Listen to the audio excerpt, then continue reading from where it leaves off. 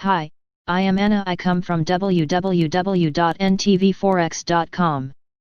TUI swings to a 1.46 BN loss, as European shares slip back on stimulus doubts. Analysis http ntvforex.com News ID 7D787D813 14:30 am. After 2 days of solid gains, European markets have got off to a fairly subdued start, slipping back a touch on the back of some light profit taking, ahead of this afternoon's latest weekly jobless claims numbers from the US.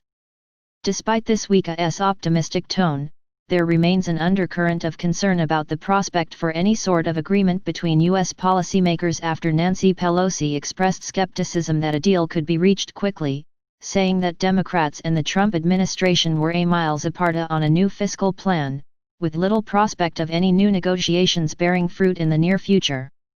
GVC Holdings' latest numbers also pointed to a sharp shift to online as the company saw a 11% decline in net gaming revenue in the first half of the year. This knocked gross profits down by 13% to just over a 1 BN.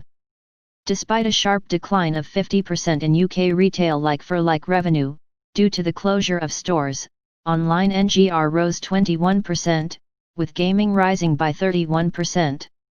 This helped boost earnings by 53% to a 368.6 m, which in turn helped to offset the much bigger hit to UK and European retail revenues.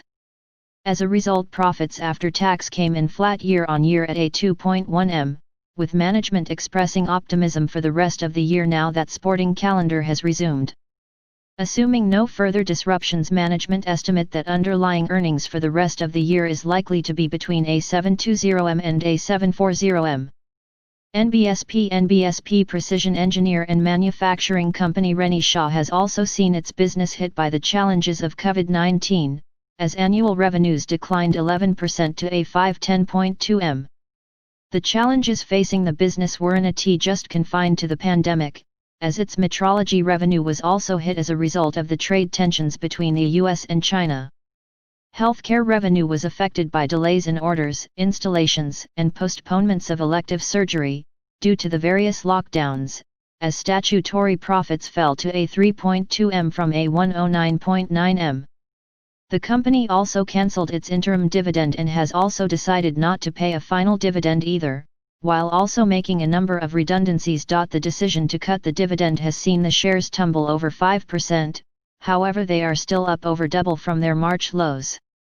Travel operator TUI's latest numbers have thrown into stark reality the challenges facing the travel industry. Coming on the back of yesterday's stabilization package with the German government, which was increased by another a 1.2 BN, we saw that Q3 revenues declined 98.5% to a 75 m as the company swung to a 1.46 BN pre-tax loss. Summer bookings were down 81%, with the company saying it expected to achieve break-even in Q4, which still seems a tall order, at a time when there are concerns about a second wave. As part of the bailout deal to shore up its finances, the company has had to get rid of 8,000 jobs, as well as half of its aircraft fleet. On the plus side, summer bookings for 2021 are up 145%. Transport provider National Express' latest half-year results have also been adversely affected due to the various lockdowns. Mileage and passenger travel both fell by 80% during that period, after a good start to the year.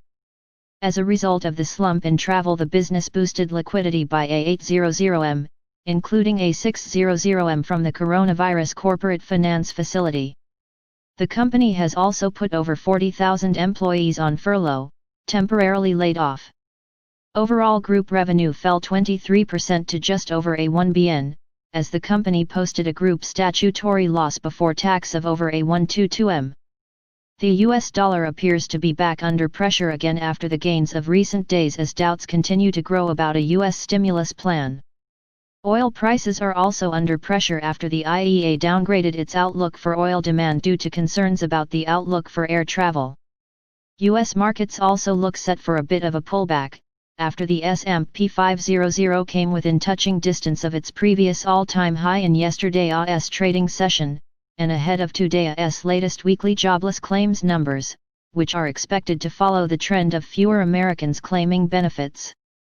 Cisco Systems' latest numbers were a somewhat disappointing affair, as the company laid out a disappointing Q1 forecast, saying that they expected a fall of between 9% and 11% from last year.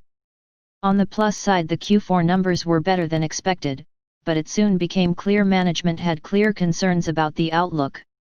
The latest numbers from Vroom also missed the mark, after the newly EPOD business posted a bigger than expected Q3 loss of $63.2 million. Q2 revenues came in line with expectations at $253.1 million, however Q3 guidance was disappointing, with the company estimating an even bigger loss in Q3, as well as revenue only slightly above Q2 levels.